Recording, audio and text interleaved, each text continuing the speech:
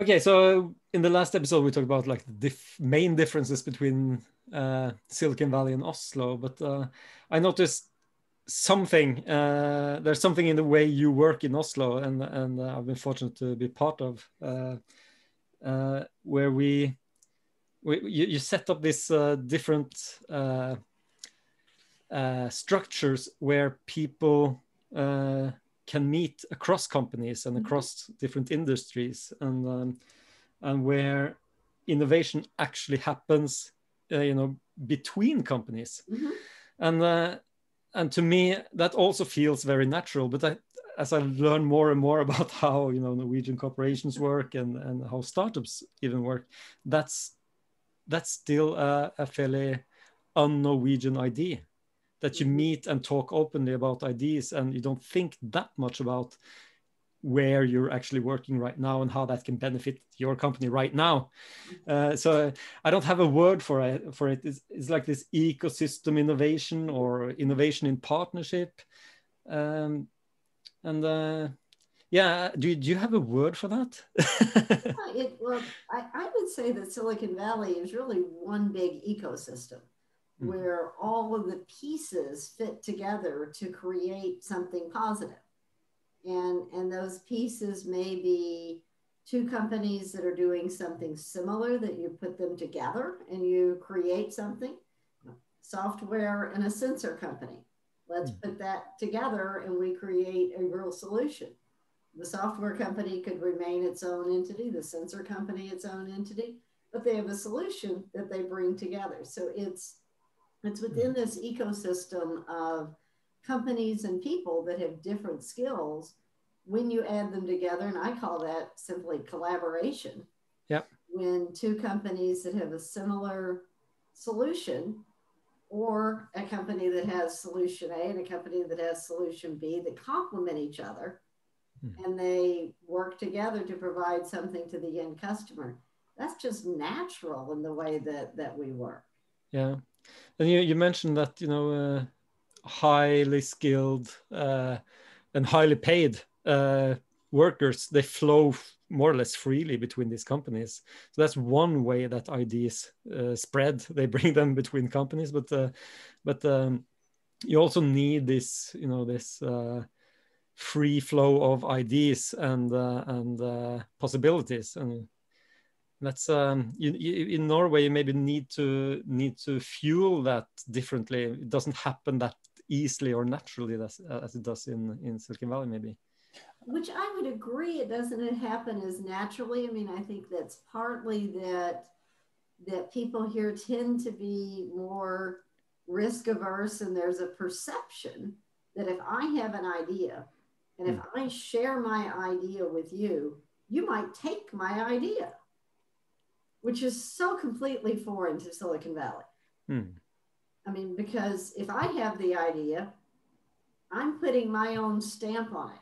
I'm a unique person. My skills and the way I look at creating this software by nature is going to be different than the way you do it.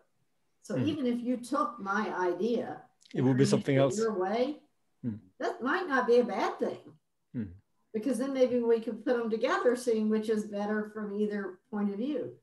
So some of that sharing of ideas, yes, it goes from people that jump company to company, but it also happens oftentimes in the local pub, in the local coffee shop, in the chat, standing in the queue, waiting at the grocery store.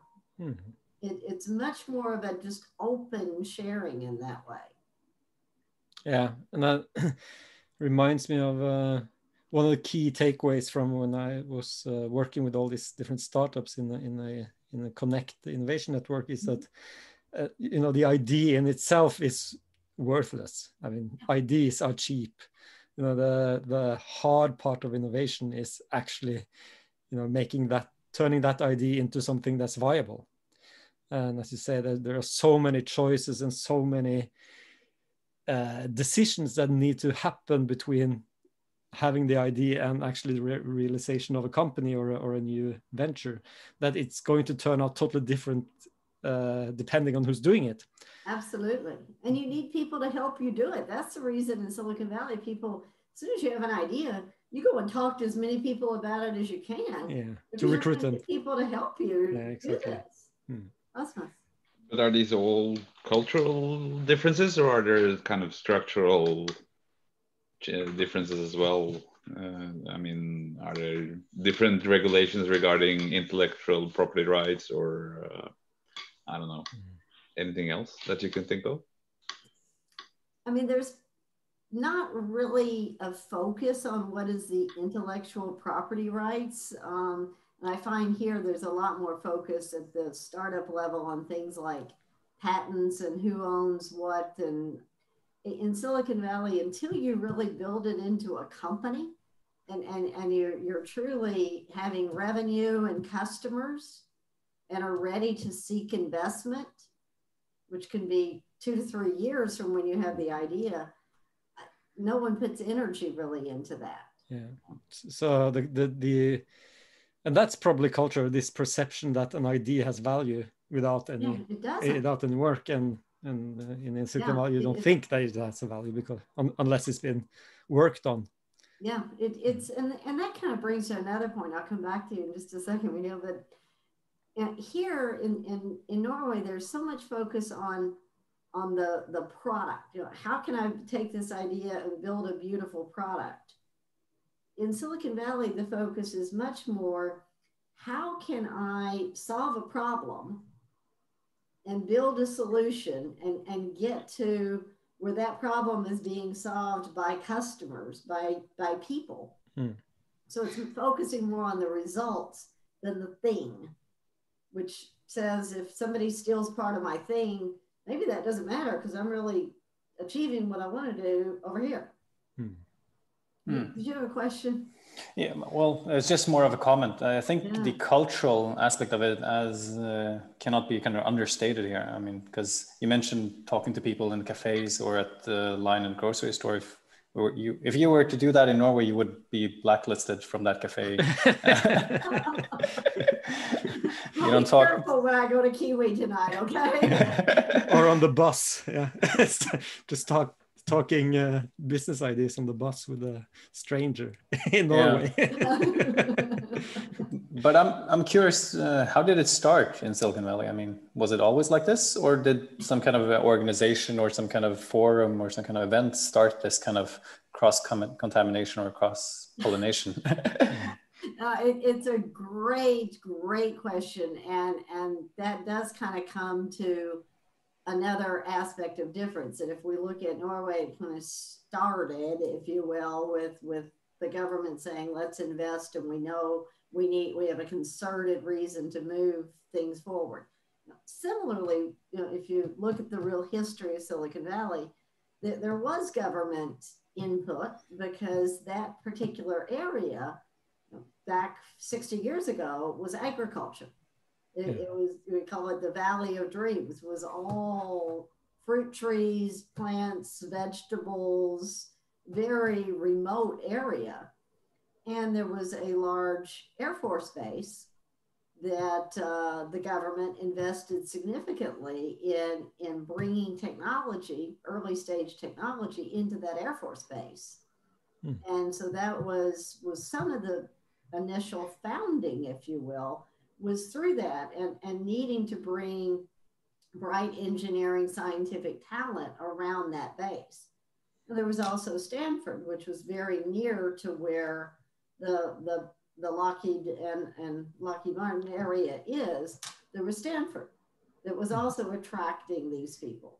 So the university, the Air Force Base, that began to attract people that were scientific minded.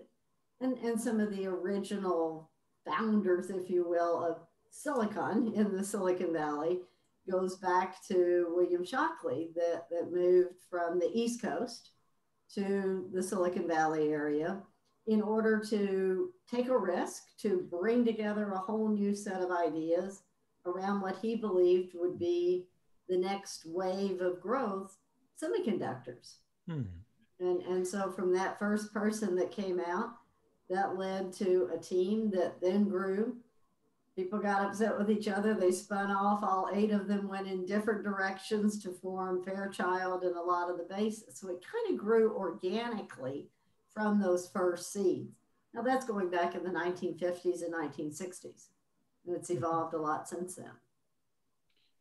And I guess this is all enhanced now by people continuously moving in to Silicon Valley from all over the world, lacking a social network and actually needing to talk to strangers to get to know them, while things are more, at least more set here in Norway. That's I love the way you describe that. It is just a constantly dynamic process of people moving in, bringing their ideas, open to recognizing they need to rely on others. And as you said, they don't have that social network. So the only way you're going to be able to get people to help you build your business is talk to them and reach out to people you know and talk to more and more. And that's to bring a little bit back to that openness and that collaboration and the collaborative spirit, because now some of the largest companies in the world are there. And I've been fortunate to help some Norwegian startups visit Silicon Valley and try to find partnerships with with some of these large corporations. And you've also been helpful with that. And to my experience, it's sort of easy to get a meeting with even these large companies. You want to talk to Facebook as a 5-person startup, you can. And you can come with them with bring some really important business ideas to them, and they'll listen to you and spend time and giving you advice, or even start working together. So is that a correct perception? Yeah, it is. I mean, I think because again, every one of us is from somewhere else, so we recognize that need to look at things differently, and there is an appetite to get different perspectives. Because even if a startup is in a different field, that company may have some insight that would be useful to a Facebook or to an Apple or to a Cisco. And it's recognized that yes, there may be some areas of overlap, there may be some borders, and even among the big companies. I mean, there's absolutely very much competition between a Apple and a Google and a Microsoft and a Facebook. But it's recognized as well that we all play a role. And the role that we play, when we add it all up, is really changing society and making it better for people to live in a new world. So we keep that bigger vision ahead, which is what leads to what we call cooperation. Yeah. There's places or frenemies. Yeah, exactly. That there are times when Google and Apple recognize they need to let down their sabers and work together around data privacy regulations and other things, because it serves them best to work together and collaborate. I have a couple of I've done this within different companies I've been working with or in, where when it gets down to something as practical as drawing up a shared customer journey. I mean, you can have 2 companies sitting down and saying, okay, so what's our shared customer journey? The customer doesn't care which company is doing what, but he has these things to be done, these jobs to be done, these needs and these pains. And in that customer journey, sometimes it relates to us, sometimes it relates to you. Should we together make that customer journey easier? And then suddenly you have a blueprint of a service blueprint or something you can do together as a joint effort. Yeah, in fact, that reminds me, of a few years ago, as the Executive Growth Alliance was starting out. Yes. When you were in a large company trying to figure out how can we get people to use our app. Yep. And we had a executive growth forum, and another company was there saying the same thing. Well, we need the same person to use our app. And we found a shared customer journey. These are 2 huge companies, but in totally unrelated fields. But the customer journey is simple, and and there's obviously something we could do together. And we actually got it started, so that's not going too much detail into that, but I mean, you don't know where that kind of innovation can come from unless you sit down with someone. That's exactly, and that's what I recall both of you saying, well, we've talked about doing this, when I've been sitting in my little chair and he's been sitting in his little chair. Now that we're in a room together with others and brainstorming this out openly in a private, confidential way, it led to more progress in a few months than you'd made in a few years in your own environment, thinking, we should maybe work with that guy over there. Exactly. Exactly. Cool. So how would you summarize this? Because what is your kind of a message to Norwegian companies? Collaborate more?